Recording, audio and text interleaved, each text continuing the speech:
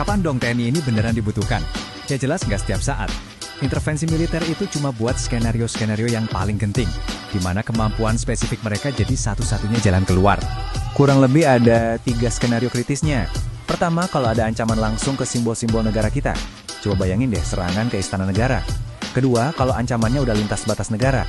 Misalnya nih, ada WNI yang terlibat di zona konflik kayak di Suriah. Dan yang ketiga, tentu saja kalau situasinya udah eskalasi bersenjata tingkat tinggi yang membahayakan nyawa banyak orang. Tapi kan menindak itu cuma satu sisi koin. Sisi lainnya yang jauh lebih krusial justru pencegahan. Dan kalau kita mau mencegah, kita butuh satu hal yang super penting, intelijen yang optimal. Coba deh bayangin, TNI itu punya mata dan telinga di mana-mana, di darat, di laut, sampai di udara. Nah, ketika semua info intelijen dari berbagai matra ini digabung dan dikoordinasikan, kemampuannya jadi luar biasa. Ancaman bisa dideteksi lebih awal, negara jadi lebih siap siaga, dan yang paling penting serangan bisa digagalkan bahkan sebelum sempat direncanakan. Inilah pergeseran cara pandang yang strategis, dari yang tadinya cuma bereaksi setelah kejadian, sekarang jadi proaktif untuk mencegah. Dari reaction ke prevention. Ini perubahan yang fundamental banget. Tapi tentu saja, wewenang yang besar pasti datang dengan tanggung jawab yang besar juga.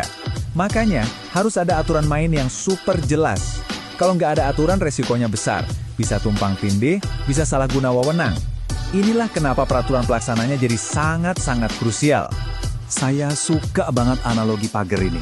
Coba bayangin deh, peraturan presiden atau perpres yang ngatur semua ini tuh fungsinya persis kayak pagar. Sederhana, tapi vital banget. Buat apa? Ya buat ngasih batasan yang super jelas. Mana yang boleh, mana yang enggak. Jadi semuanya tetap dalam rel hukum.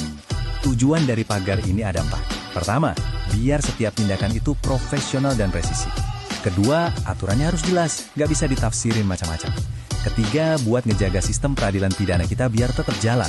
Dan yang terpenting, memastikan setiap operasi yang dilakukan itu terukur dan bisa dipertanggungjawabkan.